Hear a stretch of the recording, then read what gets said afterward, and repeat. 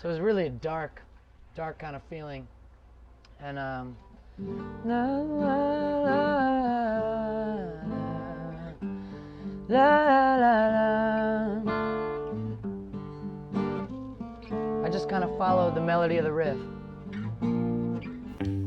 Let's make a movie like they do it out west. You be the star and I will direct you down. Let's make a movie. We'll jump with no nets. Your character needs me, but plays hard to get always.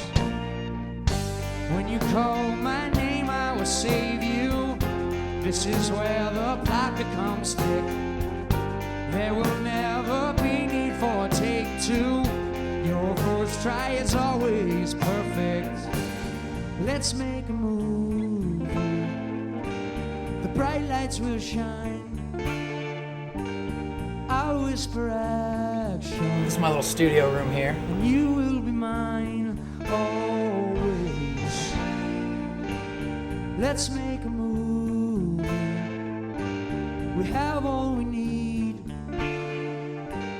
We've seen enough, plus we have chemistry to share. When you call my name, I will save you. This is where the plot becomes thick. There will never be need for a take two. Your first try is it's always perfect.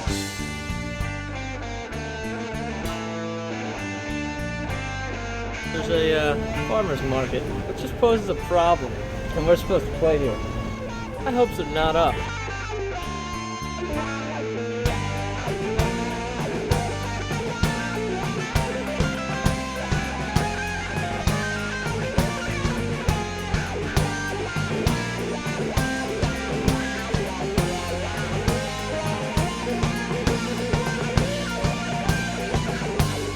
Let's make a movie. Whole show's canceled. Show's over. We're not doing this. This is not happening tonight. We're setting our shit up. We're playing. We're playing.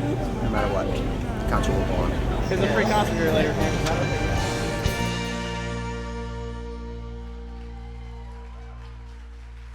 Thank you so much. It's great to be here.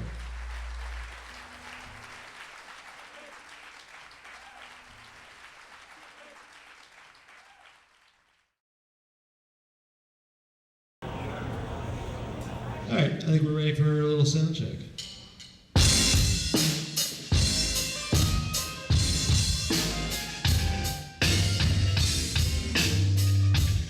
I wanted to start a band. I wanted to play in a band. So Tim was my roommate, and I had to convince Tim to play in a band with me. I know it was hard, but I convinced him, obviously. The first people I met was Tim and Kevin, and we were having little jam sessions in the dorm rooms. Carson Souza was the leader of this band. It was called Music for the People, and we just, you know, I don't think we were good. Our freshman year in college, it was me, Tim, and Kevin, and we used to play together all the time. And we were like, man, we really just need like a front man, like somebody with charisma, you know? We were always talking about that, Kevin and I was like, yo, there's this guy, George Stanford.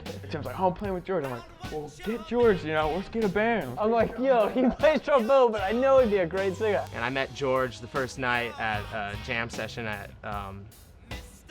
Chris's Jazz Cafe, which is a place that we'd go every Tuesday night. They'd have open jam sessions. I don't specifically remember any one experience meeting Mark, but he always just had this ridiculous frizzy hair, and he would walk around Philly with his Abbey Road t-shirt on. I got to know him real well real quick because he was a trombone player, I was a trumpet player. You know, we played in a lot of different ensembles together. Me, him, and Kevin were in the school big band together. So he just kind of seemed like a guy that I really would like to get to know, and he was a brass player. And there was really no reason for me to think that George was going to be a good frontman. They had the band together at that time, but it was on a smaller scale. I think they only had 4 guys in the band. He had nice pants, so I figured he could sing. We used to always play these crazy house parties in college, like where there would be, it was always in row houses, obviously, because it was a University of Arts, so it was all of them. And there would be like 10 kegs in there, and there would be kids everywhere. It was like, if there was a fire, everybody would have died. The first time I heard Town Hall was at my high school. George and I went to high school together, and I was still going there, and he brought the band back to play at some event. The 3 of us basically got together and we went into a practice room, and George had this song called What's the Word that you might find on some early Town Hall bootlegs. I quit school over the summer after my 2nd year and went and worked on a cruise ship, playing the trumpet on a cruise ship. I didn't know what else to do with myself. And we started playing with just me, George, and Tim. We had another guy. This guitar player, Mike Garcia, he freaked out and his girlfriend broke up with him and he moved back to Virginia like in one day. And Smith went on a cruise ship.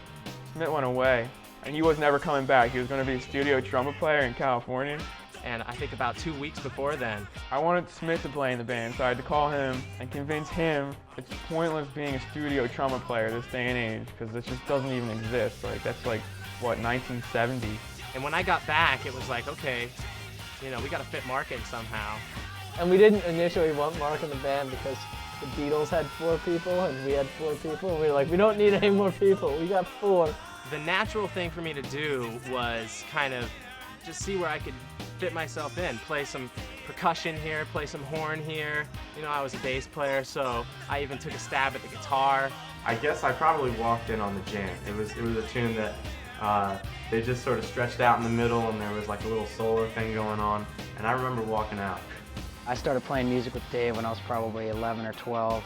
Dave's been in I think every band in some form or another that I've ever played in. My invitation to the band came after about a year of coming and sitting in and getting to know the tunes and getting to know everybody. That's how I recollect it. It's like you're married to 4 ugly guys.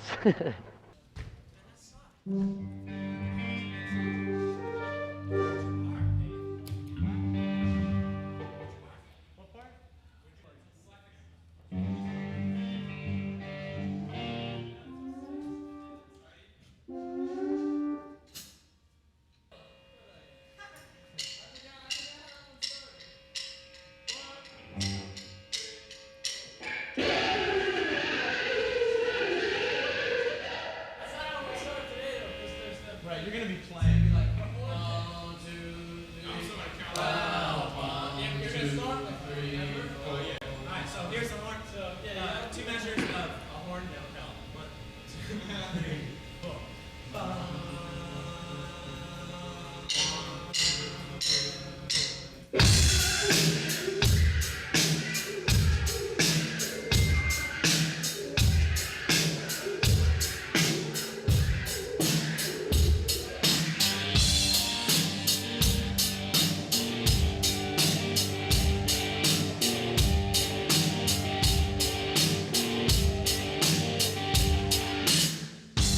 Every color of the rainbow. This is a nice night. Sun going down on Philadelphia. We're approaching my old crib now at 8th and Bainbridge, which was a pretty cool little house, but rent got a little bit steep. Philly's a cool place. You can't really leave your house without seeing someone that you know, someone that you used to work with. Hey, like them. She wants to be in the video. Here we come into the Italian market. Some of the best grub around. Now usually you got all the fires in these here barrels. The sweet smell of trash burning in the morning. Nothing like it. Nothing like it, I tell you. I was about 8 when I first learned how to ride a bike. And haven't forgotten since. So I guess what they say, it's true so far, you know? Haven't forgotten. still can balance. It's actually the best transportation in the city because, you know, you don't have to deal with all the cars, the traffic. You can kind of zip around.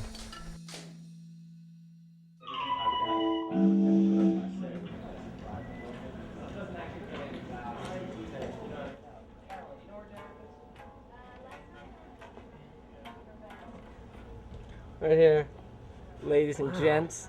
If you pay attention to the song while looking at the lyrics, you'll find that there's a discrepancy or two right there. But it's those imperfections that makes it perfect. Exactly. And that's what we're going for, really. I'm gonna find a few more, I guarantee it. Cops. We just have this thing about Virginia, like they're always just waiting to bust someone, which is kind of true, it seems like. The hands of the surgeon.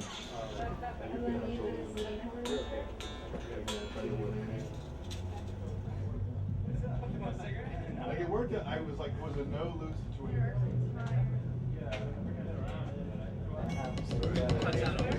Cuts out like some. I agree. They're both good. Just cuts out like some frequencies that you actually don't need. Without restricting. It doesn't. It creates a little bit more resistance, but not enough to like really bother you. I gotta work a little harder with it on, but it definitely focuses. Because this horn.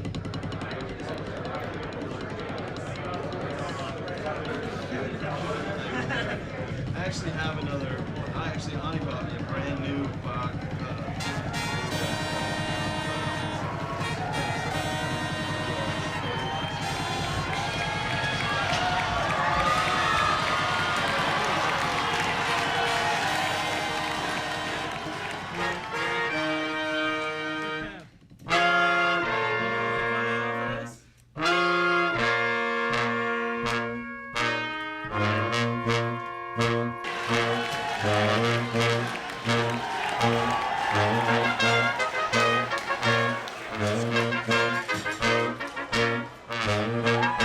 What's up, everybody?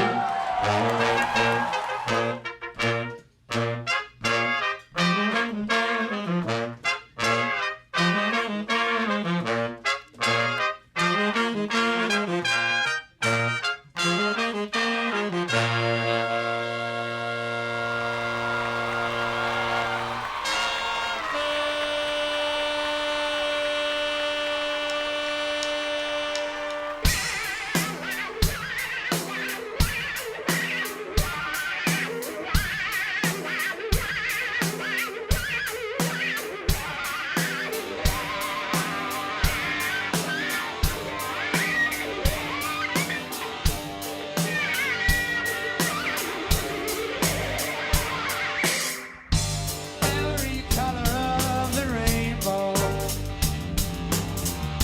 is reason for a good scare. Everyone is talking loudly to make sure we are full of fear. It's not purely political. It's not purely political.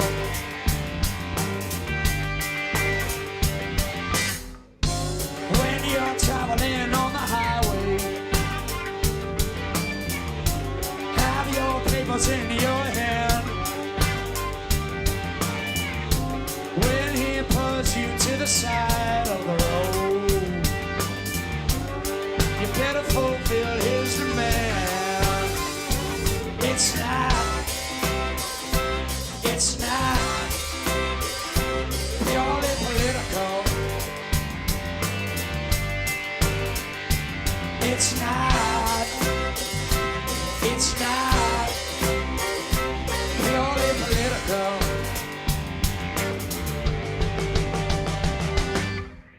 It might be out of my control. It might mean that you leave behind the things you used to love. It might be out of my control.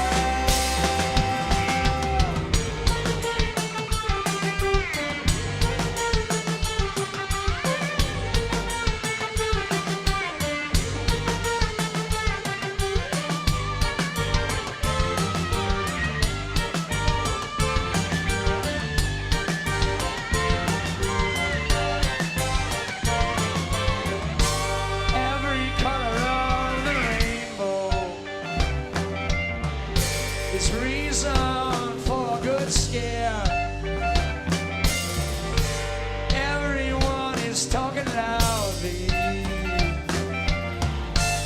to make sure that nobody cares. It's not purely political. It's not purely political. Purely political. Purely political.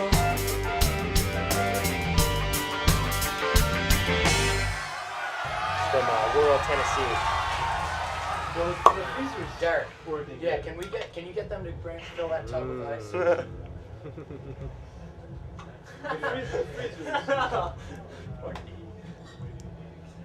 They're all about making their own liquor in the South. The question is It was a bunk fridge. What do we got? Some blackberry wine. There's some plastic cups out over there. This? Yeah. Sweet, yeah. It is sweet. I'll taste it. Tastes very fruit forward. Fruit forward. Try a Passing little. it on.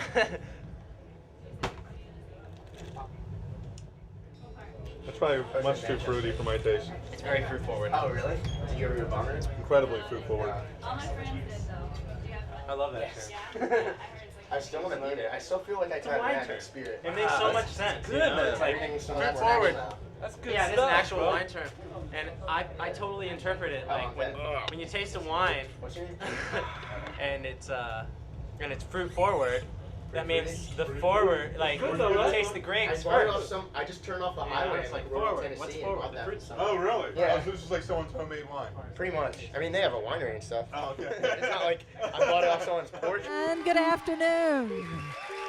I'm Helen Light, and you're listening to 88.5 XPN. Thanks to the folks at the World Cafe Live. Thanks to all of you for joining us for our Free at Noon concert. And today we've invited in to the World Cafe Live our Free at Noon concert series, Town Hall. Thank you very much. You are indeed the queen of the Philadelphia music scene.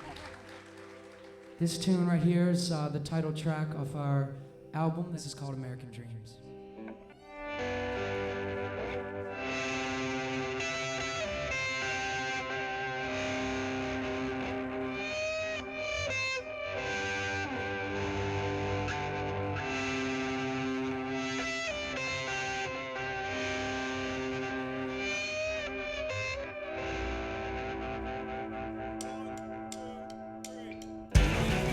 I awoke to American dreams, lazy days, and gasoline.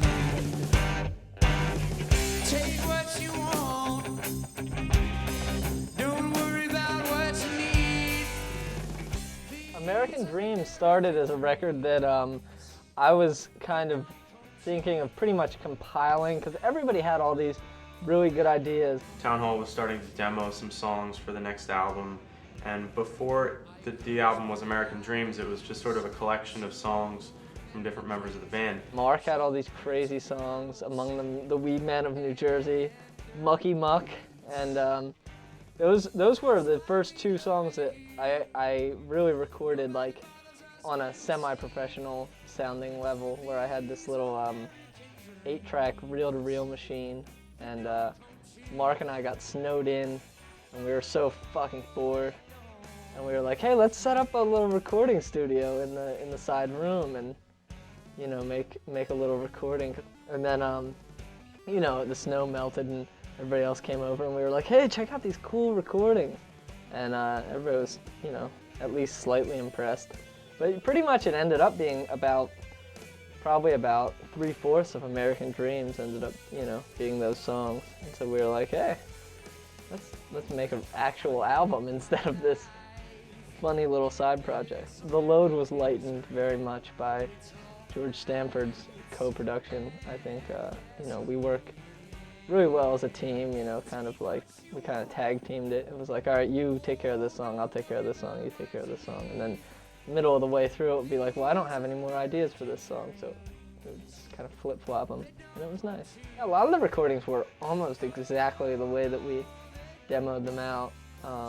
You know, in the end result, American Dreams is one that's like that. I mean, Dave came over and we distorted his Wurlitzer electric piano, and he played that amazing little solo in the middle 8. What we came up with was sort of like a fugue. I don't know if it's technically a fugue, but we call it a fugue. And that was when we realized that it was more than just like a silly little project that I was gonna print 100 of and give out to my friends. We realized it was one that we'd print a few more and give them out to our friends. I really just tried to make sure that everybody stayed out of everyone's way and that all the songs were complete and done. And I hope that they were. They sounded to me. This is my little studio room here. This is where I feel comfortable. This is where I start a lot of my songs, and I love being surrounded by all this musical junk. I got drums that don't even work, and I can't get rid of them. Old school amp. I gather information all the time, 24 hours a day, and so this is kind of my workshop where I put it together. This is my Martin. This is my baby. Love this thing. It's nice to surround yourself with things that inspire you. In my case, it's musical instruments and good people.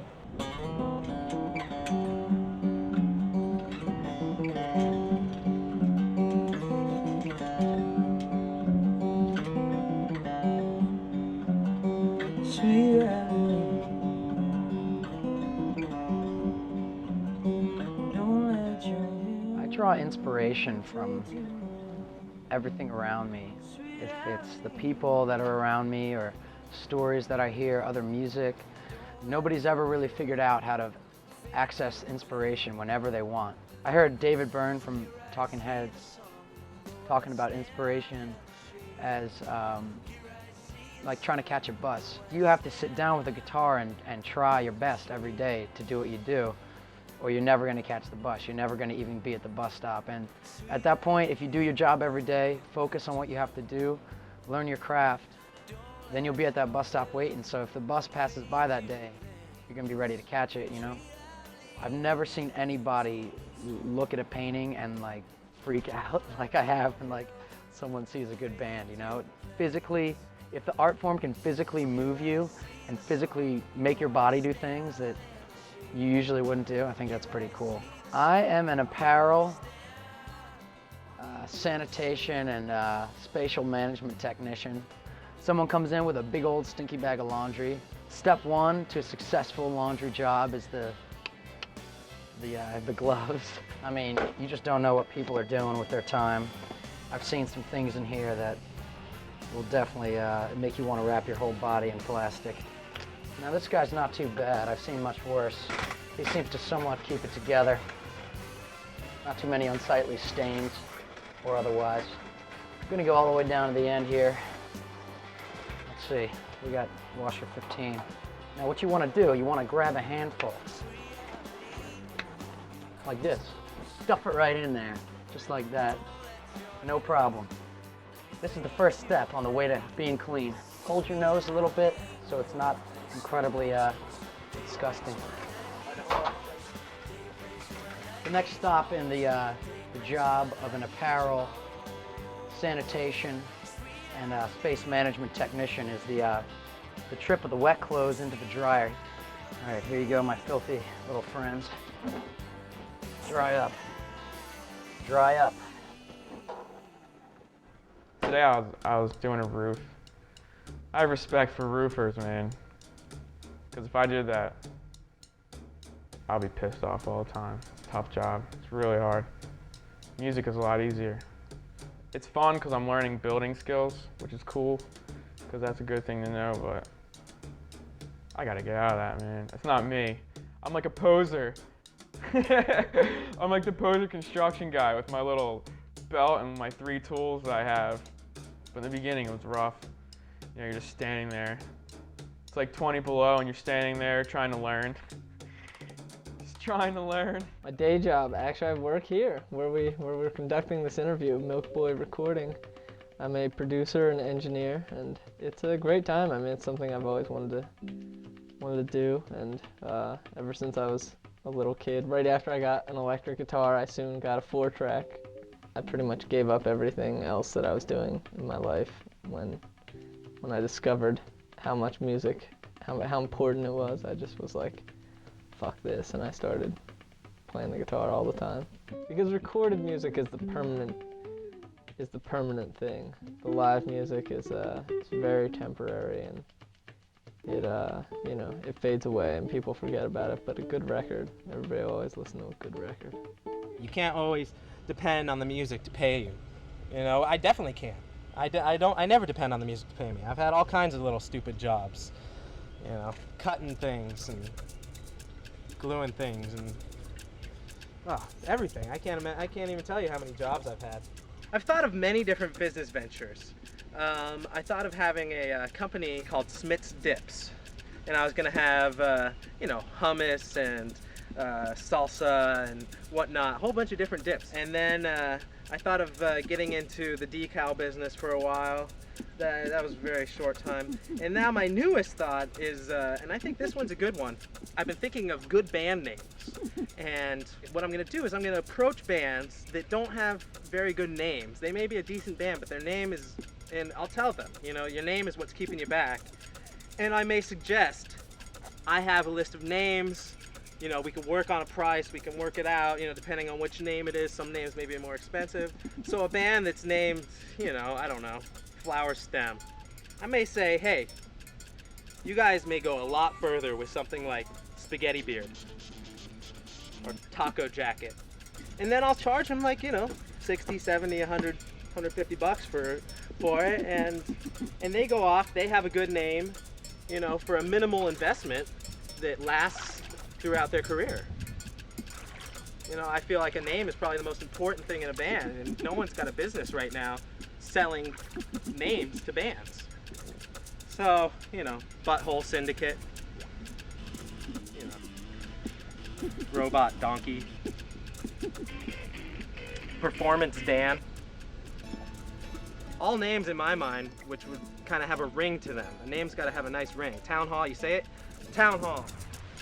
And you hear it for like a good minute after you say it. You can hear it in the air. And that's what I think a good band name should have. I'm in a band, Taco Jacket. I'm on stage. It's the end of the show. Hey, thanks everybody, we're Taco Jacket. I'd just like to thank Spaghetti Beard and Butthole Syndicate for coming out.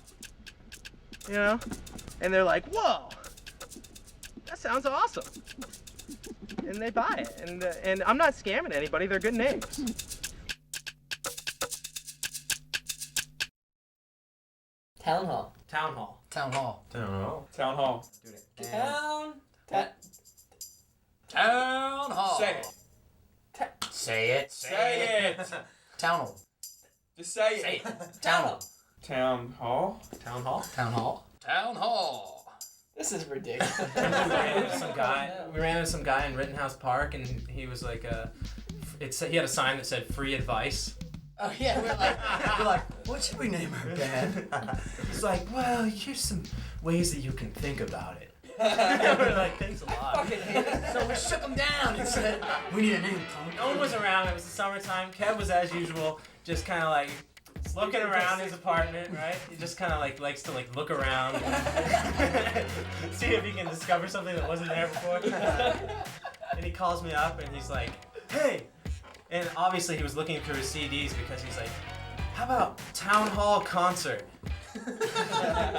You're like, no, but you're close. I was like, wait, something's wrong with that. Something's wrong with that. And then I'm like, how about concert? He's like, that's it. And then we were concert. We were concert for a minute, and then we were Town Hall. Then we're like, hey, let's choose a different word from that phrase. And we were Town Hall. And the record in question was a Charles Mingus Mingus album, the Town Hall. I wanted it to be called The Layman at first, but fortunately they taught me. The Lame And Man. George was really hype on the double entendre of layman. And I remember I called George after that, just like hoping to God that he would love that name. And I was like, oh yeah, maybe that's a good name. Because look how long it lasts. Town Hall. You can hear it like 20 seconds after you say it. 20 seconds and a millisecond. This is the day that my record got released. Me and 4 other jerks who traveled the country in a tin box. We made a record about a year and a half ago. And it finally gets released now. That's how long things take. So, hopefully some people will buy it. And that's what today is all about. The first day that people can buy it. South Street was an interesting experience. We were told that the show would start at 6 o'clock. Waiting for the stage. There's a food market. There's a fruit festival or farmer's market of some sort here. And we're supposed to play here. Which just poses a problem. But evidently, there's a production company coming at 5:15 with the proper permits. That's in 10 minutes. See what happens. I'm told it's an inflatable stage. I hope they're not up. Because then I'd be let down. When the production company comes here and can't work it out. Still no sign of the production team. There's no stage. There's no sound equipment. So. Hey guys, I'm gonna run this Tower Records. I'm gonna see if they have any good CDs. Buy a few albums. I don't know why you're going over there. What's up, G? See ya. What's going on? This problem. Well, we'll see. I fixed problems, so hopefully I fix this one. I'm going gonna go to see it. See what's happening. Yeah, there's no deal or something. We just didn't have we didn't have a record out. Right. There was a talk of us performing on that roof. I knew about the record after that. Right. Top row. Oh, we got top row. The first piano player that I ever really got into was Herbie Hancock. I wasn't still am a huge fan of the work that he did, especially in the 60s with Miles, and then with his own group with Freddie Hubbard and Wayne Shorter. Obviously, I grew up more of a jazz piano player, so he was sort of the guy who got me into that style of music. And then as I got deeper in, guys like Ray Charles and Stevie Wonder, keyboard players with a little more soul and grit. It wasn't until I was much older that I started listening to other kinds of music. I was pretty much just engrossed in jazz for a long time. And I started listening to rock bands, and I listened to reggae, and I listened to classical music, and now all that stuff is every bit as important to me as jazz. Every time I go to a concert, every time I hear a song that somebody else has written, every time I'm in the studio and I hear something that somebody else has created, it just sort of drives me to do the same. And it's not a competitive thing. It's not like I'm going to try to outdo this person. It's more like wow, that's so terrific, and maybe it's something that I hadn't thought of. I'd love to see what I can make of it.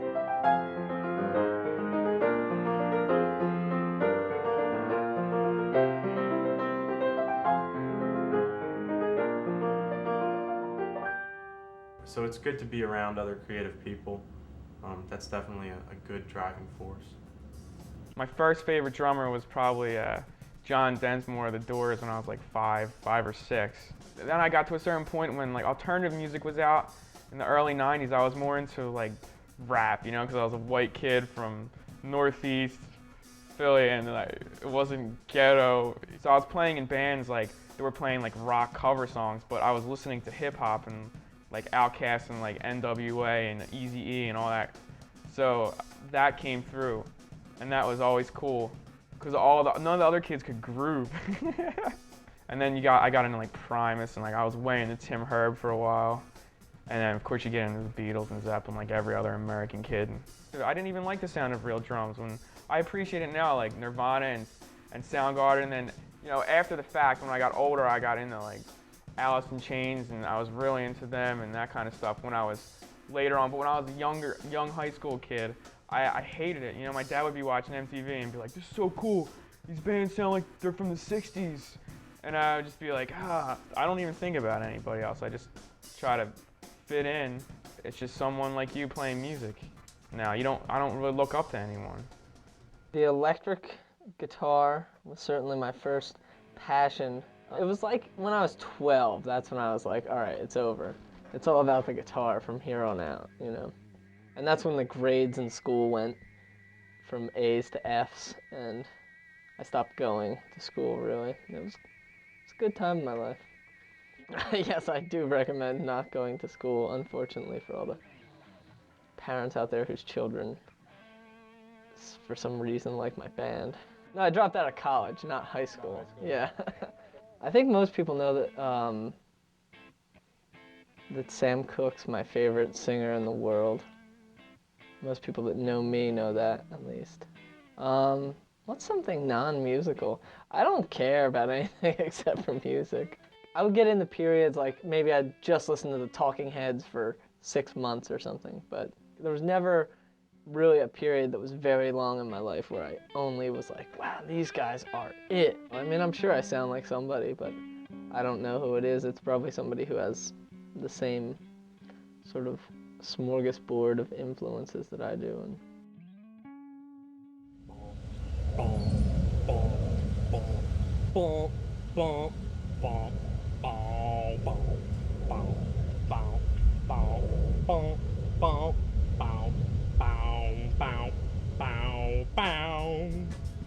My leisure activities include, well, I like to play the guitar. I consider that a leisure activity. When I'm playing the guitar, I'm just having fun. I'm just playing some tunes, some standards that I like to sing. That's the one thing I kind of do in my little apartment right now. For exercise, sometimes I get out on my little one-person trampoline. I own a bike, a nice bike that I bought last summer, and I used it a lot last summer. And I like to say that I still use it, but I can't really say that I do. You know, I may not be even thinking about anything. I may just be thinking, I'm in a raft, in a pool, clothes on. And that's different, but it's just, you know, I'm out here, a little time to myself, a little time for thought. I guess you could call it meditation. I call it lounging.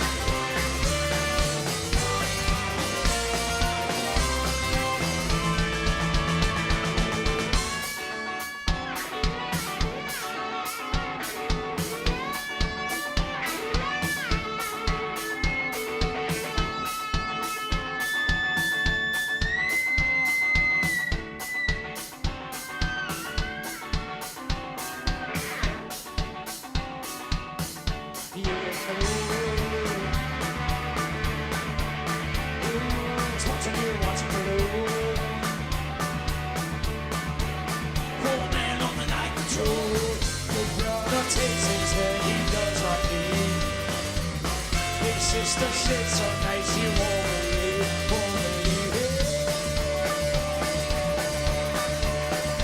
Working on the night patrol. Night patrol.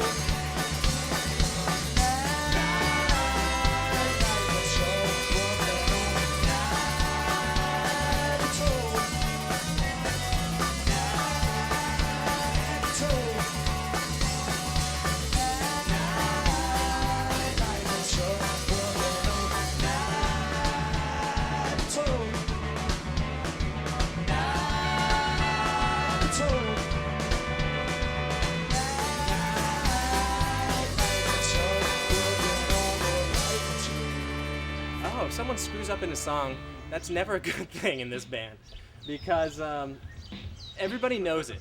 You know, like there's no hiding anything. You know, when you make a mistake, everybody is such a good musician. Everybody's got such good ears that all eyes are on you. You know, everybody. You know, it's like it's never fun hearing a mistake. You know, and whether or not the audience hears it or not, you hear it on stage and it affects the way you feel right at that moment when someone else makes a mistake. Some can handle it better than others. It's tough. Kevin, he's like playing in a band with Buddy Rich. You know, you're gonna expect to get like a stick thrown at your head when you make a mistake or something like that. I have to control myself because I'm like beating things, and somebody messes up. If I mess up, Nah, it's not that bad. You know, we talk about it, and then the next show always sounds that much better. it's hard to feel good until you play the next show. It's really, that's part of the motivator. Who drops the ball the most on stage? Lately it's been me. Did you just put the camera right on Smith? He knew. No, I think it's, Yeah, Tim, I would say it's definitely you. yeah, it's me. It's a crazy thing that happens in your head. You'll be playing, and then if you're not paying attention, all of a sudden, right when you notice that you're not paying attention, that's when you make the mistake. You're like, oh wait, I gotta pay attention, and then the mistake had just happened at that moment. And then you're like, oh my God, I can't make another mistake. It just leads you to it. It's like, once you start thinking like that, once you start thinking, oh, I can't miss this G here, you're gonna miss it. But if you make a mistake, and then you're just like, nothing happened, I'm still playing. You know, no one even notices, except for the people in the band. I've been playing drums pretty much my whole life. My dad had drums. It's the one thing I could always do. Couldn't do a lot of things, but I could do that. There's always sticks around. The drum set really wasn't around that much. I had neighbors connected to me, so that was how I knew that I could actually do it, because I didn't practice a lot. You know, coming out of the whole, that age of partying and just like, let's jam and get trashed, you know? It's fun while you're doing it, and then you hear it, like, wow, that's horrible. The music really influenced it because we used to improvise a lot. You can't improvise every night. It just gets, it gets hard to really be consistent, and I want to be consistent, you know? I used to make Tim's life a living hell because I was horrible, but now I'm not as horrible, and Tim's life is better. I grew up with two brothers and a sister. I'm a pretty nice-sized family. I'm the middle kid, and there's always some good music around. My parents love country music and rhythm and blues music. Hey, look, our little friends are dry here. So yeah, my dad played guitar. My dad and mom lived in Louisiana for a while, studying Cajun music. And so music was just always around. My older brother had great taste in music and rock and roll, so I was always mooching off his Led Zeppelin records and his Beatles records, Muddy Waters and stuff like that. So that's really kind of where I came from musically. And as soon as I realized the effect that music could have on people, I knew that's what I would want to do with my life. I saw Tom Petty. That was my first concert. My first rock concert. I was probably about 12. And as soon as I saw the lights come up on Tom Petty, and I heard those first guitar chords, I was like, that's what I want to do. That's it. I'm going to do that with my life. And so here I am on my way trying to do it.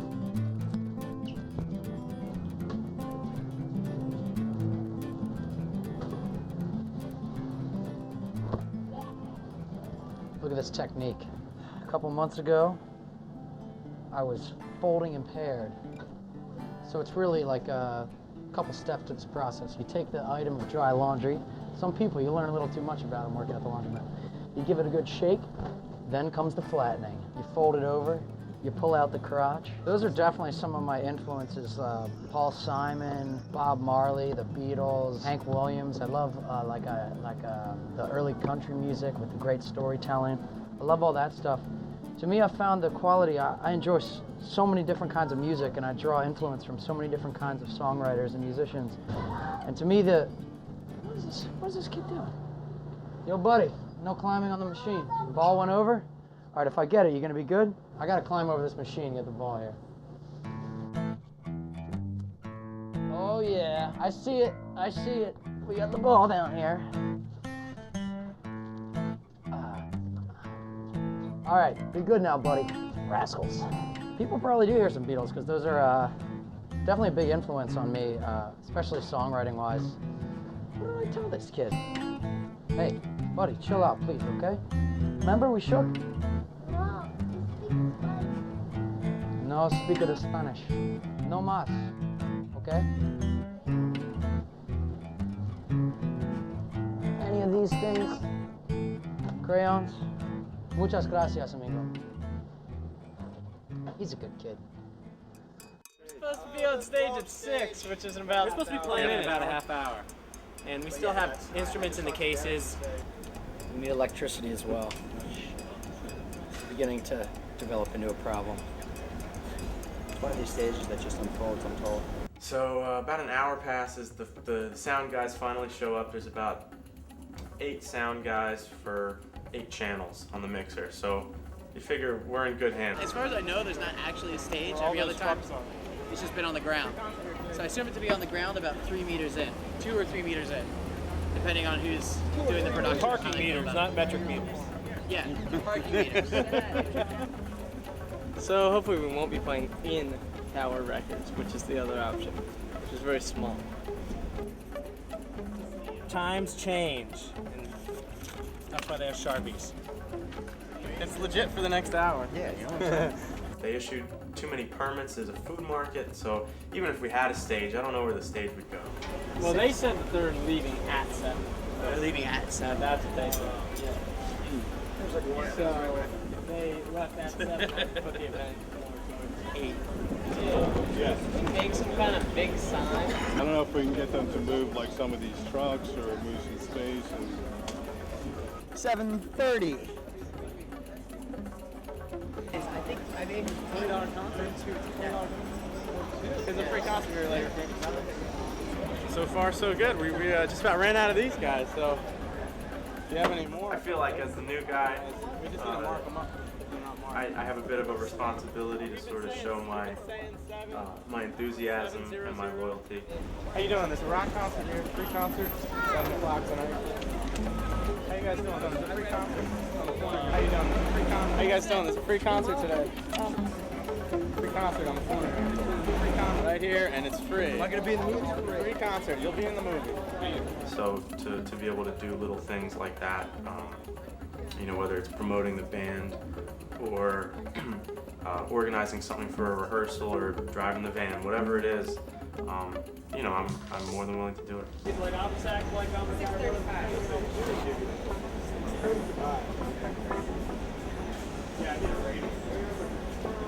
Yep. Oh yeah.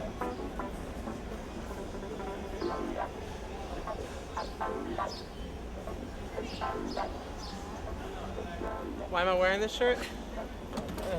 Same shirt, the Same shirt. Hey, we have that problem. Oh yeah, we're gonna fix that problem real soon. Because my other shirt, Dave and I look like twins. Many a night, more than one of us has showed up with actually the same shirt, the same exact shirt. It's a tough situation. You know, if Plan A is one of the 2 members, if they don't have a, you know, you check if they have a backup shirt. Hey, you're gonna be the dork that plays the show in your own shirt. Sure am. We carry around backup shirts. Also, the new thing is when you're talking on the phone, you say goodbye, and before you hang up the phone real quick, whether or not they hear it, You just throw out what color shirt you're wearing that day. You're like, all right, see you later, Richard! Now you and George look like twins. Make sure that it's a different color than the shirt you're wearing. Not quite. See, he's wearing a tank top. I got a blue and I think it's cool, don't you think it's cool? I think it's a very cool shirt. And I think it'll help people know who's playing while we're playing. No, because it won't actually, because they'll be like, oh, I thought that was Town Hall, but that one guy's wearing a Town Hall shirt. And nobody's enough of an asshole to wear their own shirt while they play, so. Smith's enough of an asshole. That's our boy. You've got sleeves, too. I do. I know. Actually, I think it helps the sales if I'm wearing it. Do you agree? Why it wouldn't help sales is the same reason why people won't think for Town Hall. Spaghetti beer. I think we're gonna attribute this whole situation to the taco jacket and their lack of responsibility.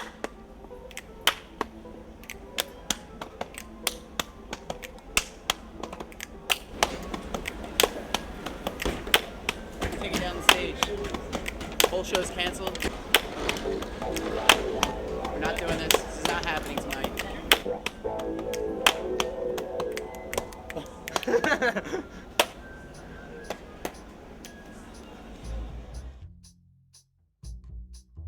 People that really know me, that know that I'm a kind of experimental guy, and I kind of like to really get involved in things when I find something new. I like to kind of jump into it and really see how it affects me. Like I decided, I would say it was 2 summers ago, that I didn't want to eat cooked food anymore.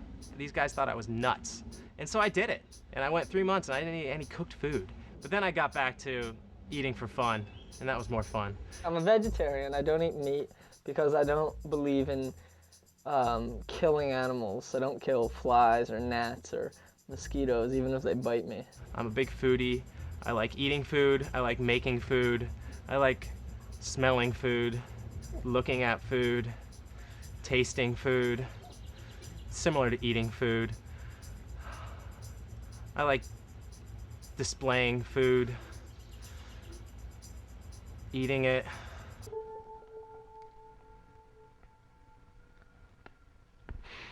The food that I'm thinking about right now, and it's probably the staple food in my life, is eggs. You can eat it in so many different ways. Scrambled, over easy, frittata, omelet, poached. My favorite thing to eat right now is probably an omelet made by me. I like to include, you know, some sauteed onions, and I eat it with a side salad. If I'm not at home, I think it's too bad there's not a 10-inch nonstick pan right here, and some eggs, and some butter or oil, some salt and pepper. You gotta love eggs. What's not to like about eggs? They're cheap. You can cook them a million ways. Omelets, frittatas, poached eggs, over easy. I'm a classic sort of eggs and waffles and pancakes kind of guy. You could take me out to a diner. My favorite kind of ice cream is Breyer's mint chocolate chip. The Breyer's white mint chocolate chip is the bomb. I did not know that. No, George and I should snuggle up and get a tub and watch Sleepless in Seattle. One argument that I can remember the best is we're driving through the mountains in North Carolina. We're going from Asheville to Boone. I just want half of a pizza with green peppers and black olives, and that's all that I want. And so Nate's like, no, I want 2 of your slices, and I want another 2 slices with me. And I'm like, well, fuck that. Tim's a vegetarian, and he wants his black olives and mushrooms, and that's all he wants. But I might want to taste his black olives and mushrooms, but he doesn't want to taste my pepperoni. Yeah, I mean, I got half of the pizza the way I wanted it. That was the only solution. I swear we fought about that for 3 hours, the entire ride. And by the time we got to Boone, we got out of the van, and I don't even think we said anything to each other for a good half hour. We were just steamed over pizza toppings. Let me be the first one to say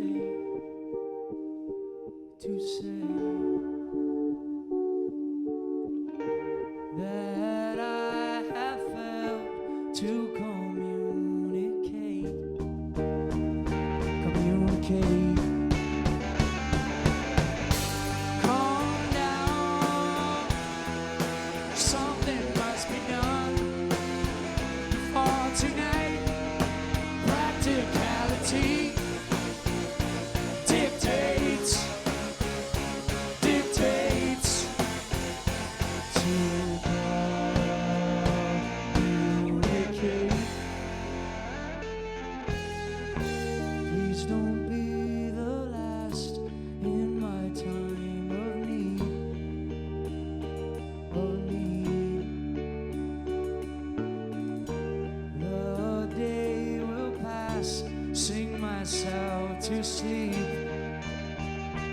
to sleep.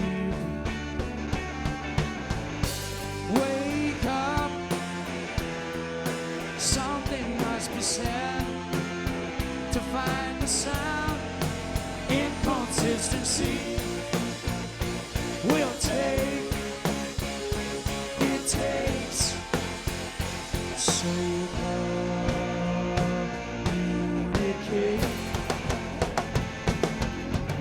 Situations may arise, and I'll return your sympathy. It is something I've realized, that you need me.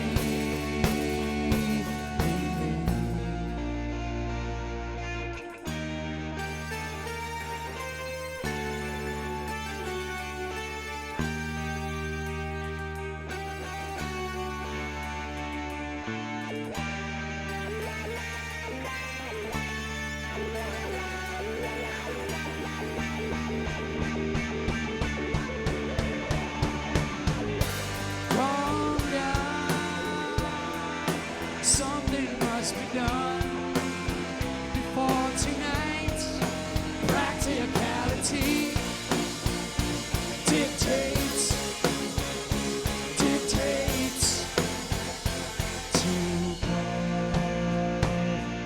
communicate. Communicate.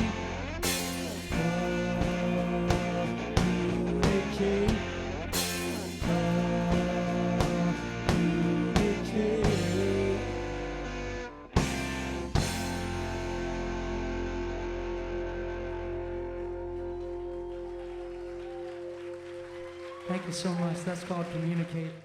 Lennon and McCartney just perfected the art of expressing themselves in a popular format. To me, that's what every great artist has done. Anyone who makes a difference applies their skills and their talent and their genius to the canvas that's given to them. This tune is called Me and You. This is a song that is kind of born in selfishness, I guess. Just the feeling when somebody you really care about takes off, and you don't really wish them any ill feelings, but the selfish side of you kind of would love to see love to be able to say I told you so in some way, you know what I mean? So this is the I Told You So song.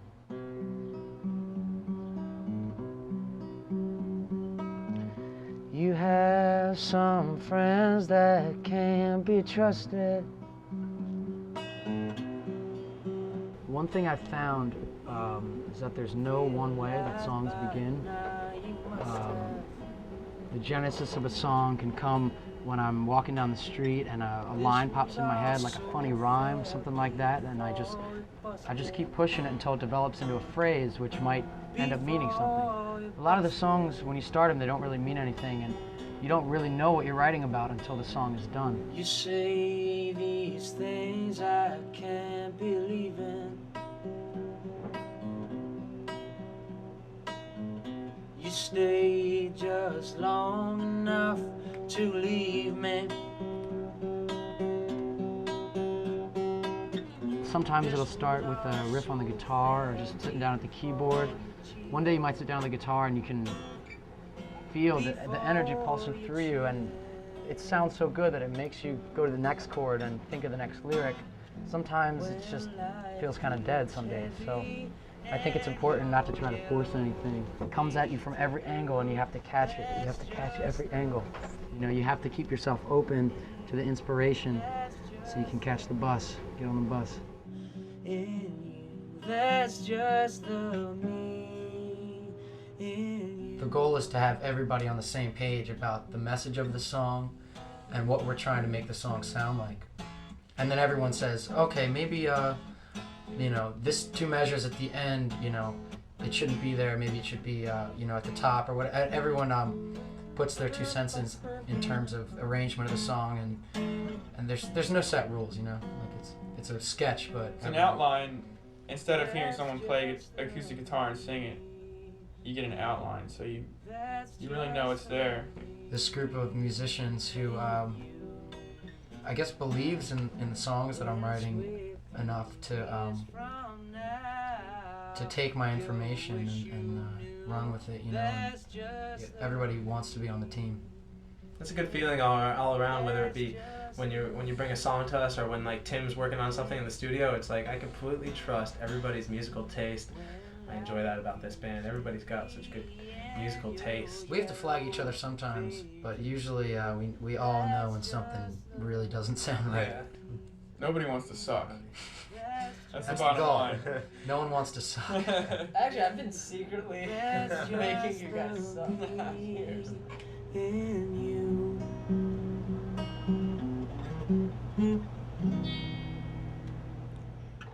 The Sway and Ben song is pretty cool because it always, every time I play it, I still get really strong images of where we were when the song kind of came about.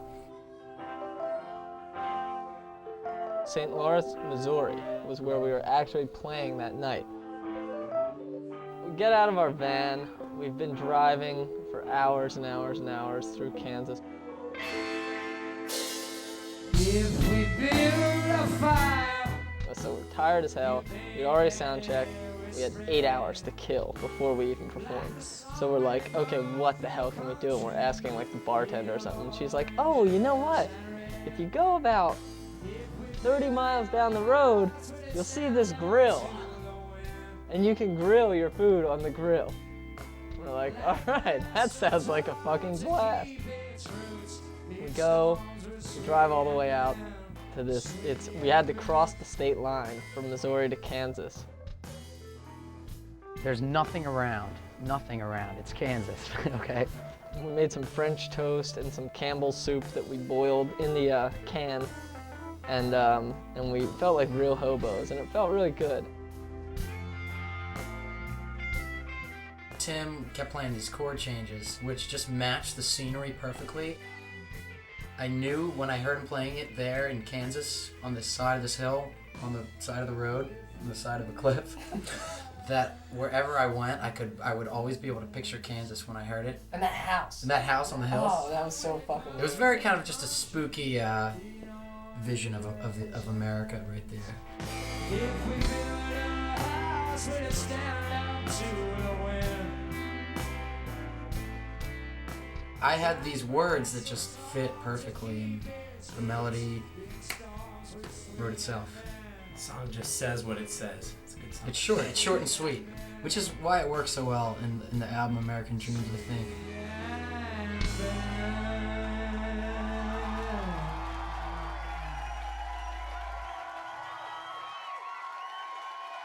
The concert will go on, no matter what. The concert will go on. Setting our shit up. We're playing no stage. It was too small. It's like tables. Granny's dining room table or something. I don't know. Town Hall concert. Sideline! Sideline's up.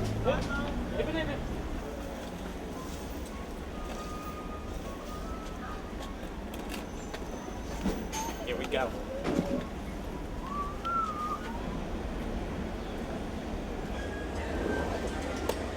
I think the police officers just apologized to the farmers about us. I think that's really funny. I'm sorry about these young punks taking over South Street.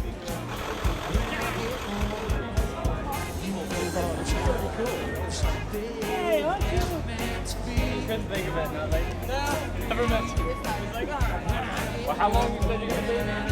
Alright, this guy is... Oh, Dan's gonna give her shit here. I guess. Tell me stories of a nation soon to fall. I ran out, don't know infidelity. You won't believe when I get home.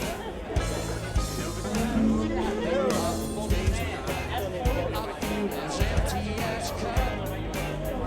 Time's tough when I am gone. It gets so hard. Microphone check. 1, 2. 1, 2, 1, 2. Live it up, Philadelphia, TOWNHALL. But when I get home, drop what you're doing, have it roll before I call. When I get home, change into nothing, take the pictures off the wall. I ran out, don't know infidelity, you will believe when I get home.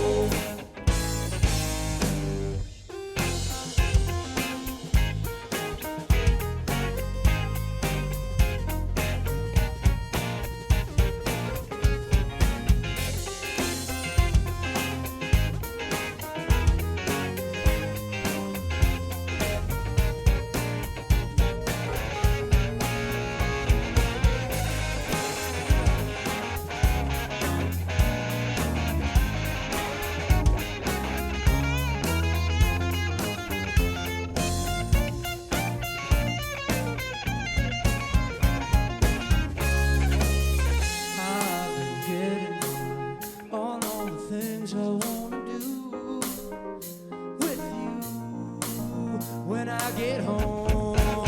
You know those other birds, they were never meant to be for me. When I get home, drop what you're doing, have it roll before I call. When I get home, oh, tell me a story of a nation soon to fall. I ran out, don't know infidelity you will believe. When I get home, drop what you're doing, have it roll before I call. When I get home, change it to nothing, take the pictures off your walls. I ran out, don't know infidelity you will believe. When I get home,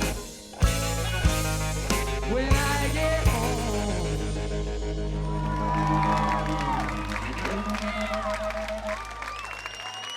Thank you, that's when I get home.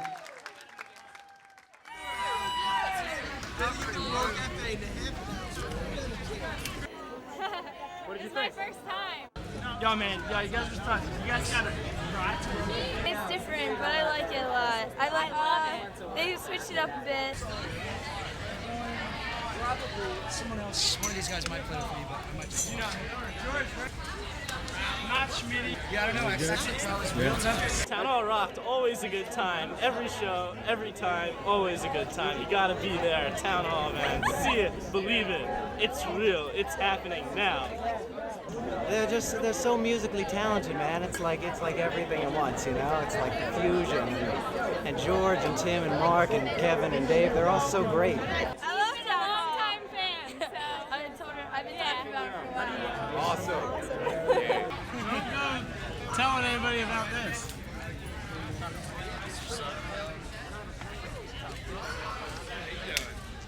Hi. How you doing? How are you? Good. Nice to meet you.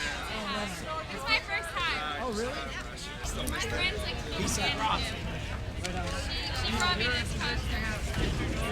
I've seen you guys came to Actually, one of my apartments now. Trying to get a place on the old field. Can I get a shirt you guys signed for me? Good seeing you, baby. How are you? Good job. Good job. Take care of yourself. Cool. You say you guys are playing at Work Cafe, I'm doing a little acoustic show. Not full band. You know if it's 21 and over? What's up? 21 and over. Nice to see you back on that. I'm not sure. I feel like it's not. I don't think that upstairs at the World Cafe is for, I think it's 18 plus. Or it might even be all in. Tim, did you grab one of my pedals? What? Did you just grab one of my pedals? No, sir. Did you piss there, dude? The dog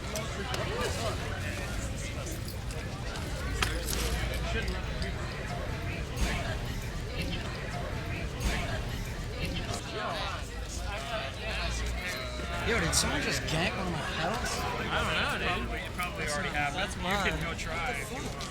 I don't know. You sure you didn't like put it up somewhere? What are you Yo, did you see someone grab a pedal over here, man? Yo, my boy might have it. You fucking guess like. What? Your boy might have it? What? Who? Which one? Yo, Slim, can you watch that? Yeah, yeah. Hey, you guys watch this. I'll back to you.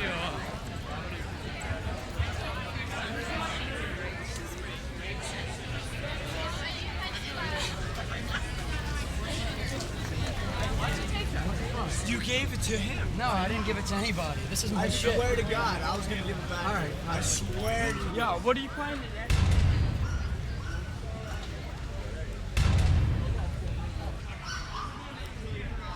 I don't want you taking my license. It's all good. It's all good. Sure? Yeah, it's all good. Sorry, guys. We just gotta. Alright, take it easy, man. You got it. Yo, you want me to... For the record, these two characters just tried to steal some of our pedals. Yeah. You got that?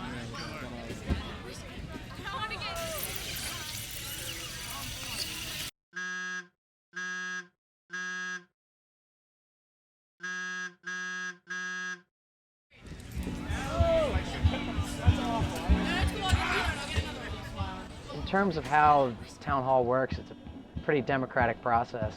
We're all really good friends, and I'm just honored that these guys want to play the songs that I write. One of the benefits of being with them for so long is that I feel like they really understand where I'm coming from. And so it's pretty cool having these people throw all of their musical influences into one unified idea or message. It's a beautiful thing. When we made the last big metamorphosis of the band, we decided, yes, George is the front man, but there's still, there's no leader. There's no one that says, this goes this way or this goes that way, and that's the way it's gonna go. We all wanna be up there every night, really enjoying every moment of it, and not thinking, oh, I'm doing this because so-and-so's making me do this or anything like that. And there's none of that in this band. This is Juanita Festiva. Bought her off the guy that engineered the album American Dreams, Tommy Joyner. Thought that I would like to have a little something extra with the, you know, with the memory. Came with a bike rack.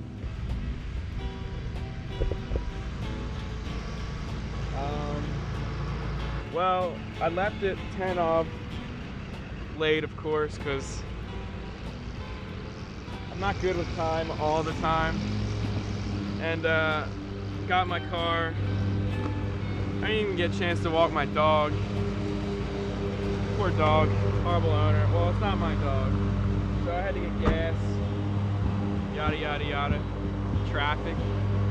I made it. Thanks to Mr. Punctuality over here. Thanks to Mr. We're heading into the eye of the storm. New York City, hot Thursday afternoon. Should be not so much fun at all. Everyone tries to keep their role outside of the actually playing on stage. Well, there's a lot involved with keeping a band going other than just us playing music. But you gotta make sure that you're gonna be taken care of when you get to the club. You gotta make sure that posters and promotionals are gonna be there, which is my realm is promotional items.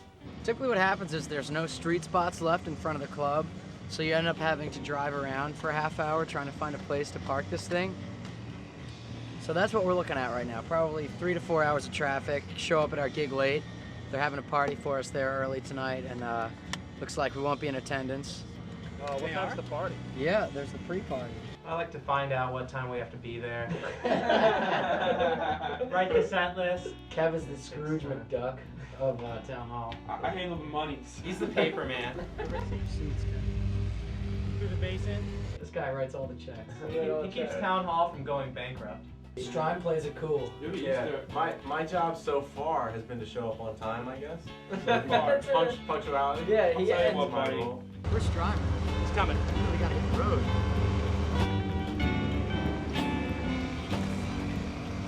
Where's Dave? He's coming new fiscal year, you're gonna meet. Come the new fiscal quarter. You're in for a surprise. Now here's what it looks like in about 2 hours, waiting to get into the Lincoln Tunnel. Ready?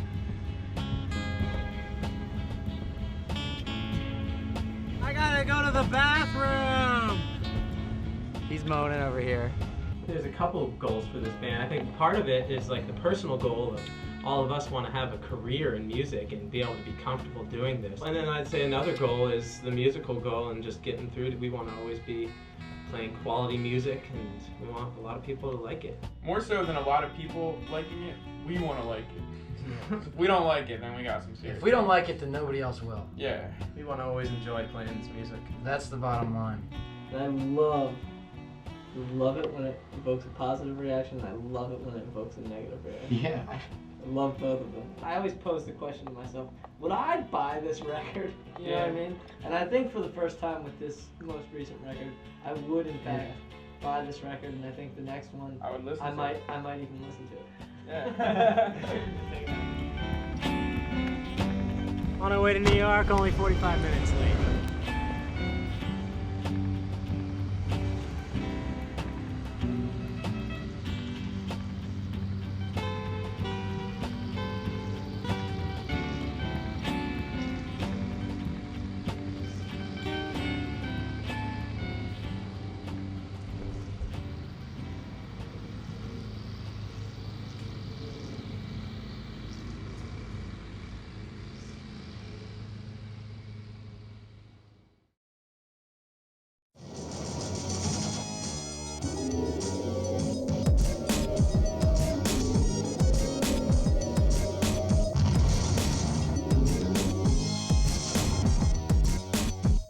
mission. We have officially landed on Mars. Congratulations. This is the beginning of a new era.